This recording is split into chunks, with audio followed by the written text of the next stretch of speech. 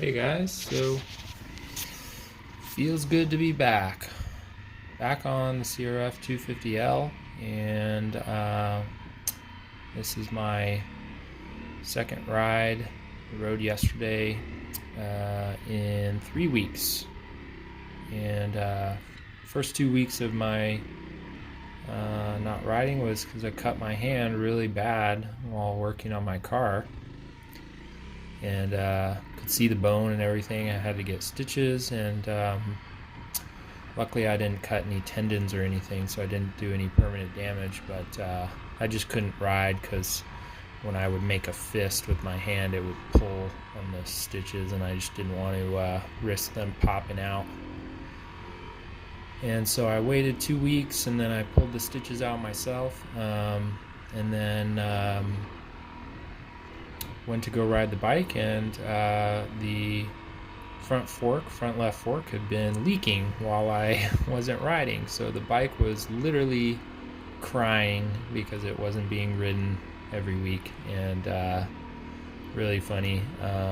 And from what I've seen online, the fork seals are not the best on the CRF250L or other Hondas for that matter. So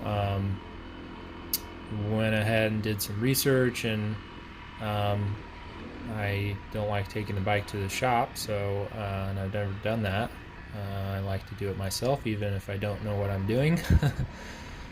So I went online and I bought a fork seal doctor, and there's that option, and then there's the Seal Buddy.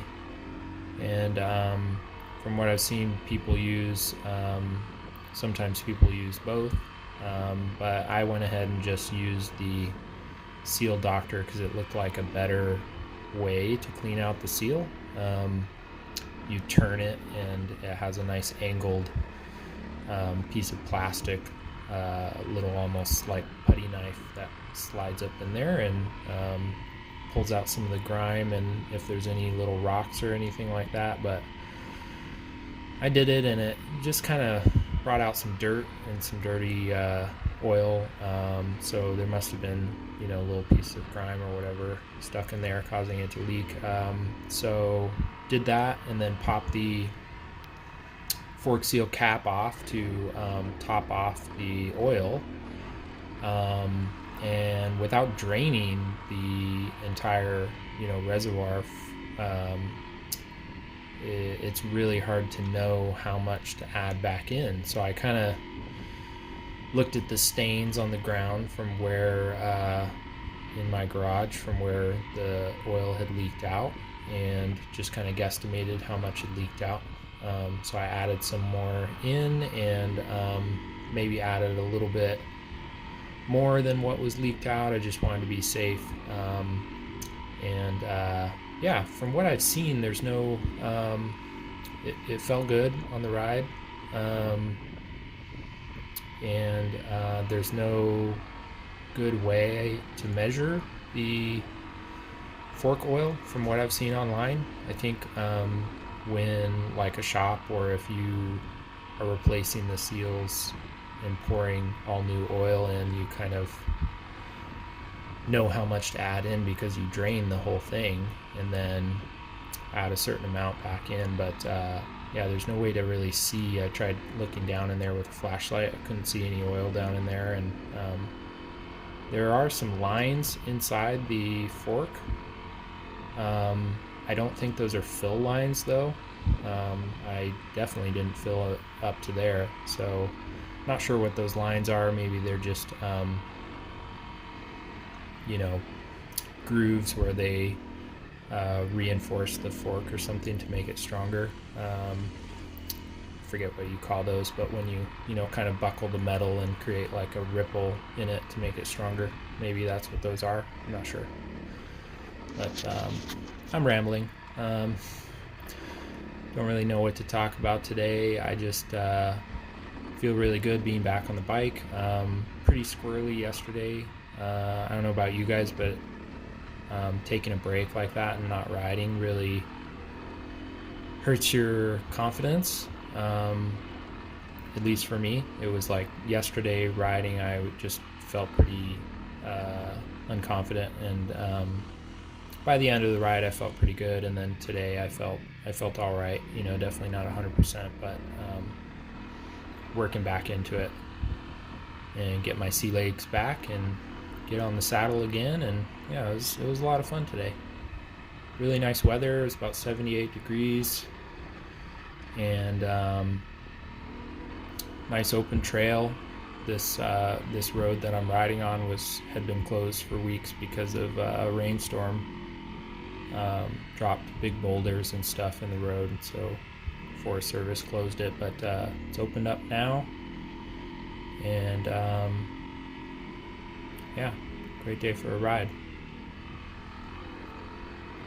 I ran into a few people on the ride, but other than that it was pretty quiet. Not many people out today, and yeah, so I'll see. Let me know in the comments if you guys have a CRF250L and you've had issues with the fork seals leaking. Let me know what you did and what you're doing to keep it from leaking, or if it's just a problem that you have to kind of live with this bike. And when do you pull the trigger and replace the seals? That's the real question, is how many times do you use the fork doctor or fork seal buddy and try and get that grime out? How many times do you do that before you have to pull the trigger and buy new seals, replace the seals? It seems like kind of a big job taking the forks off and taking it all apart to replace the seals. I think if I have to do that, I'll probably get the Race Tech spring, Race Tech kit for the front forks. I know the fork kit is like fairly inexpensive. It's really the rear spring is the expensive one. And there was a guy that I met, there was somebody online that did just the front forks and was riding it like that with the stock rear shock and the front forks upgraded to the Race Tech. So he was riding it like that for a while, and I guess you can do that. I mean, why not? You've got a stiffer front and softer back. To me, it seems like both the front and the rear are soft, but they're not, it's not a huge hindrance for me. I don't feel like it's that big of a deal. But again, I think if I had tried the bike with the upgraded forks and shocks, I would, notice a huge improvement in my riding, I'm sure. But you kind of get used to anything, right? Can ride something, and I mean, I got used to riding with bent handlebars, and I knew that they were bent, but I kind of forgot because I got so used to riding them that way. And then once I finally bought new bars, Pro Taper bars, it was like, oh wow. Made a huge difference. It really it's funny how you can get used to just about anything. And it's kind of like when you jump on somebody else's bike and it feels totally foreign and feels so weird, and you just think to yourself, how do you ride this thing? Especially if it's an old bike and it's beat up. I've ridden a few times this guy's bike, and he, it's an older bike, and he's put it through the ringer, and he's done a lot of upgrades and tweaks and has sort of a strange setup. And he rides really well, but I jumped on his a few times and rode it, and it's just it's a weird bike to ride. And it's just funny what we get used to, or different people have their different preferences or riding setup. But yeah, it's funny. So I'm still happy with the 250L. Still gonna keep riding it. I've talked before about getting maybe a Beta 500. I've also looked at the KTM 500, and there's drawback. There's pros and cons to both bikes. And I think the biggest thing for me would be the KTM dealer is close by and the parts are more readily available. The beta parts are kind of hard to come by, and you have to basically special order everything.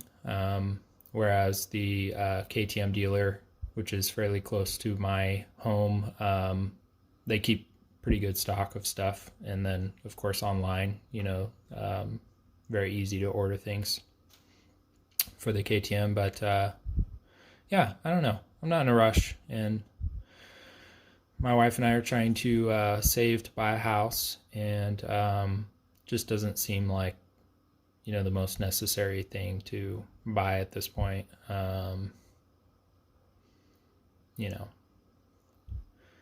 So we'll see.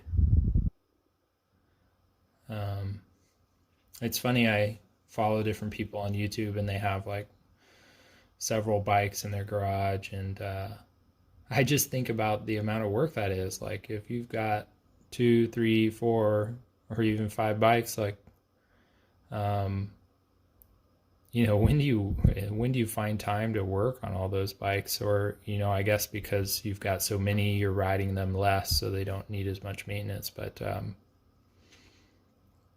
seems like a lot of work. I think about when my daughter gets old enough to ride, it'll be really fun, teaching her, obviously. But yeah, working on her little bike will be fun too. But anyway, that about does it for today's ride. All right, I'll catch you guys next time.